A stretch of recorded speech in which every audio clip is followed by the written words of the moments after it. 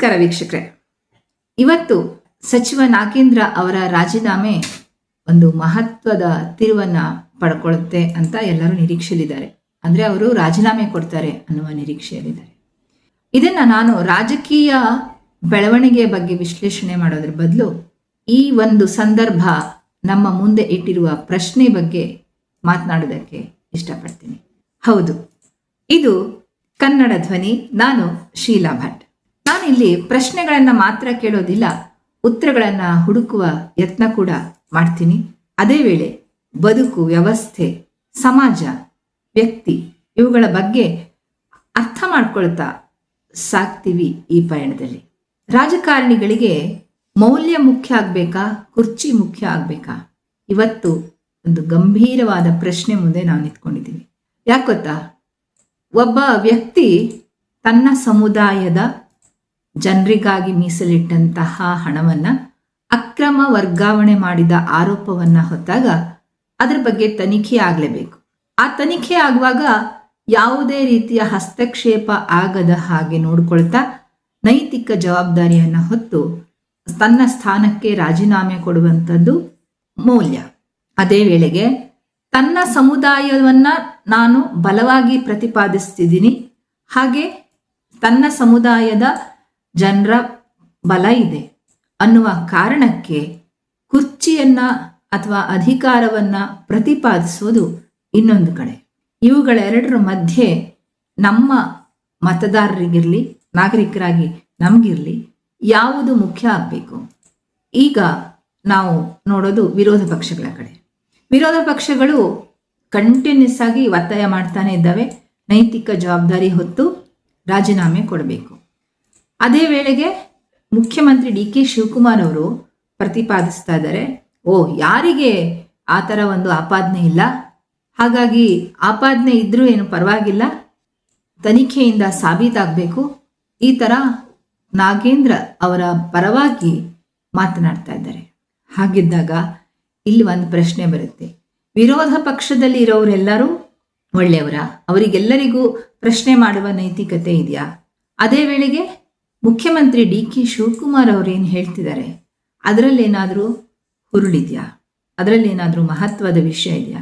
ಇದ್ರ ಬಗ್ಗೆ ನನಗನ್ಸತ್ತೆ ಎರಡರಲ್ಲೂ ಯಾವುದೇ ರೀತಿಯ ನೈತಿಕತೆ ಆಗಲಿ ಅಥವಾ ಸದುದ್ದೇಶವಾಗಲಿ ಇಲ್ಲ ಅಂತ ಅನ್ಸುತ್ತೆ. ಯಾಕೆಂದ್ರೆ ನೋಡಿ, ವಿರೋಧ ಪಕ್ಷವಾಗಿ ಅವರು ತಮ್ಮ ನೈತಿಕತೆ ವಿಷಯಕ್ಕೆ ಬಂದಾಗ ಯಾವತ್ತೂ ಅವರು ರಾಜೀನಾಮೆ ಕೊಟ್ಟಿದ್ದ ಉದಾಹರಣೆ ನನಗಂತೂ ಇಲ್ವೇ ಇಲ್ಲ. 2008ರಲ್ಲಿರಲಿ, ಆಮೇಲೆ ಮುಂದಿನ ಸಂದರ್ಭಗಳಲ್ಲಿರಲಿ. ಇವಾಗ ರಾಜೀನಾಮೆ ಕೇಳುವಾಗ ಅವರು ಯಾವ ಉದ್ದೇಶದಿಂದ ಕೇಳ್ತಾ ಇದ್ದಾರೆ? ಕೇವಲ ಅಧಿವೇಶನವನ್ನ ಅರ್ಧಕ್ಕೆ ನಿಲ್ಲಿಸುವ ಅಜೆಂಡಾ ಇತ್ತಾ ಅಥವಾ ಅದನ್ನು ಮೀರಿದ್ದ? ಅದೆಲ್ಲ ರಾಜಕೀಯ ವಿಶ್ಲೇಷಣೆಗೆ ಸಂಬಂಧಪಡುತ್ತೆ. ಆದರೆ ನಾವೀಗ ನೈತಿಕ ಮೌಲ್ಯವನ್ನ ನಾವು ತೆಗೆದುಕೊಂಡಾಗ ಈಗ ಇಬ್ಬರಿಗೂ, ಐದರ್ ಮುಖ್ಯಮಂತ್ರಿಗಳಿಗಾಗ್ಲಿ ಅಥವಾ ವಿರೋಧ ಪಕ್ಷದವರಿಗಾಗ್ಲಿ, ಇಬ್ಬರಿಗೂ ಸಮರ್ಥನೆ ಮಾಡಿಕೊಳ್ಳುವ ಮತ್ತು ವಿರೋಧ ಮಾಡುವ ಎರಡೂ ನೈತಿಕತೆಯನ್ನ ನಾವಿಲ್ಲಿ ಕಾಣ್ತಾ ಇಲ್ಲ.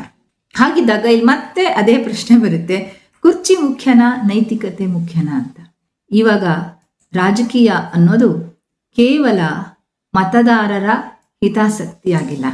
ಇದು ಹಣ ಇರುವ ಒಬ್ಬ ಜನಪ್ರತಿನಿಧಿ ತನ್ನ ಸಮುದಾಯದ ವಿಶ್ವಾಸವನ್ನ ಗೆದ್ದು ತಾನೇ ನಿರ್ವ್ಯಾಜ್ಯಾತೀತ ನಾಯಕನಾಗಿ ಹೊರಹೊಮ್ಮಿದಾಗ ಅದನ್ನ ಆತ ಯಾವ ಹಂತಕ್ಕೆ ತೆಗೆದುಕೊಂಡು ಹೋಗ್ಬೋದು ಅನ್ನೋದಕ್ಕೆ ಇದು ಉದಾಹರಣೆ ಆಗುತ್ತೆ. ತನ್ನದೇ ಸಮುದಾಯಕ್ಕಾಗಿ ಮೀಸಲಿಟ್ಟ ಹಣವನ್ನ ಅಕ್ರಮ ವರ್ಗಾವಣೆ ಮಾಡ್ತಾರೆ.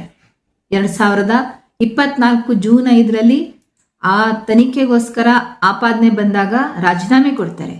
ಆದ್ರೆ 2026ರಲ್ಲಿ ಅದೇ ವ್ಯಕ್ತಿ ಇನ್ನು ಆರೋಪ ಸಾಬೀತು ಆಗಿದೆ, ಮತ್ತೆ ಏನು ಎಕ್ಸ್ಟ್ರಾ ಮೇಲ್ಮನವಿ ಇದೆಲ್ಲ ನಡೀತಾ ಇದೆ. ಅಂಥದ್ರಲ್ಲೂ ಮತ್ತೆ ಸಚಿವ ಸಂಪುಟ ಸೇರ್ಕೊಳ್ತಾರೆ.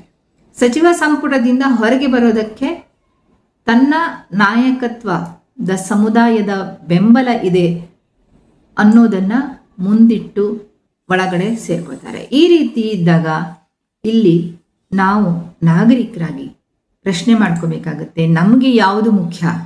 ಕುರ್ಚಿ ಮುಖ್ಯನಾ ಅಥವಾ ನೈತಿಕತೆನ? ನಾವು ಆರಿಸಿ ಕಳಿಸುವ ನಮ್ಮ ಜನಪ್ರತಿನಿಧಿ ನಮಗಾಗಿ ಮೀಸಲಿಟ್ಟ ಹಣವನ್ನು ನಮಗಾಗಿ ಅಂದರೆ ನಿಮಗಾಗಿ ಯಾರ ಪ್ರತಿನಿಧಿಯಾಗಿ ಅವರು ಬಂದಿದ್ದಾರಲ್ಲ ಅವರ ಹಣವನ್ನು ಮಿಸ್ಯೂಸ್ ಮಾಡಿದ್ದಾರೆ ಅಂದಾಗ ನೀವು ಅವರ ಹಣ ಬಲವನ್ನು ನೋಡಿಕೊಂಡು ಅವರ ಪವರನ್ನು ನೋಡಿಕೊಂಡು ನಾಯಕರಾಗಿ ಒಪ್ಕೊಳ್ತೀರಾ ಅಥವಾ ನೈತಿಕತೆಯನ್ನು ಅವರ ನಿಜವಾದ ಕಾಳಜಿಯನ್ನು ನೋಡಿಬಿಟ್ಟು ಅವರನ್ನು ನಾಯಕರಾಗಿ ಒಪ್ಕೊಳ್ತೀರಾ ಅನ್ನೋದು ದೊಡ್ಡ ಪ್ರಶ್ನೆ ಆಗುತ್ತೆ. ಇಲ್ಲಿ ವಿರೋಧ ಪಕ್ಷ ತನ್ನ ಕೆಲಸವನ್ನು ತನ್ನ ಅಜೆಂಡಾ ಮೇಲೆ ಮಾಡುತ್ತೆ. ಹಾಗಾಗಿ ಅವ್ರನ್ನೂ ನಂಬುವ ಹಾಗಿಲ್ಲ. ಅದೇ ವೇಳೆಗೆ ಒಂದು ದೊಡ್ಡ ಸಮುದಾಯದ ನಾಯಕ ತಾನು ಅಂತ ಹೇಳ್ಕೊಂಡಾಗ ಆ ಸಮುದಾಯದ ವೋಟ್ ಬ್ಯಾಂಕ್ ಕಳೆದುಕೊಳ್ಳುವ ಒಂದು ರಾಜಿಯನ್ನ ಮಾಡಿಕೊಳ್ಳೋದಕ್ಕೆ ಆಡಳಿತ ಪಕ್ಷವೂ ಸಿದ್ಧರಿರೋದಿಲ್ಲ. ಅಂಥ ಸಂದರ್ಭದಲ್ಲಿ ಎಚ್ಚರಗೊಳ್ಬೇಕಾಗಿದ್ದು ನಾವಲ್ವಾ? ಏನಂತೀರಾ? ನನಗೆ ಹಾಗನ್ಸುತ್ತೆ. ನಮಗೆ ಹಣವೇ ಮುಖ್ಯ ಆಗಿ, ಅಧಿಕಾರವೇ ಮುಖ್ಯ ಆಗಿ, ಅವರು ಪವರ್ಫುಲ್ ವ್ಯಕ್ತಿ ಆಗಿರೋದೇ ಮುಖ್ಯ ಆಗಿದ್ದರೆ ಇದು ಹೀಗೆ ನಡೀಲಿ. ಯಾರು ಬೇಕಾದ್ರೂ ಸಖತ್ತಾಗಿ ದುಡ್ಡು ಮಾಡೋದು, ಆಮೇಲೆ ಪವರ್ ತಗೊಳ್ಳೋದು. ಪವರ್ ಸಿಕ್ಕಿದಾಗ ಅದು ತನ್ನದಾಗಿರಲಿ ಬೇರೆಯವ್ರದ್ದಾಗಿರಲಿ ಇನ್ನಷ್ಟು ಹಣವನ್ನು ಗಳಿಸೋದು, ಬೆಳೆಸೋದು, ಅದು ಯಾವುದೇ ದಾರಿಲೂ ಆಗಿರ್ಬೋದು. ಅದನ್ನು ನಾವು ಒಪ್ಕೊಂಡಿದ್ದೀವಿ ಅಂತ ಅರ್ಥ. ಅದೇ ನಾವು ನೈತಿಕ ಮೌಲ್ಯವನ್ನು ಒಪ್ಕೊಂಡಿದ್ದಾಗ ನೋಡಿ ಓಟ್ ಹಾಕಬೇಕು, ಮತದಾನ ಮಾಡಬೇಕು. ಅದೇ ವೇಳೆಗೆ ಮತದಾನ ಮಾಡಿದ್ದಾಗ ಆ ನಮ್ಮ ವಿಶ್ವಾಸವನ್ನು ಉಳಿಸ್ಕೊಂಡಿಲ್ಲ ಅಂತಂದರೆ ಪ್ರಶ್ನೆ ಮಾಡುವ ಧ್ವನಿಯನ್ನು ಬೆಳೆಸ್ಕೋಬೇಕು. ಅದು ಯಾವುದೇ ಜನಾಂಗ ಇರಲಿ, ಯಾವುದೇ ಪ್ರದೇಶ ಇರಲಿ, ಯಾವುದೇ ಪಕ್ಷದ ಮತದಾರ ಇರಲಿ, ಅದು ಕಾಂಗ್ರೆಸ್ ಇರಲಿ, BJP ಇರಲಿ, JDS ಇರಲಿ, ಯಾವುದೇ ಇರಲಿ. ಏನಂತೀರಾ? ನಿಮ್ಮ ಅಭಿಪ್ರಾಯ ಏನು? ಕಮೆಂಟಲ್ಲಿ ಹೇಳಿ. ಸಿಗ್ತೀನಿ ಮತ್ತೊಂದು ವಿಷಯದಲ್ಲಿ. ನಮಸ್ಕಾರ.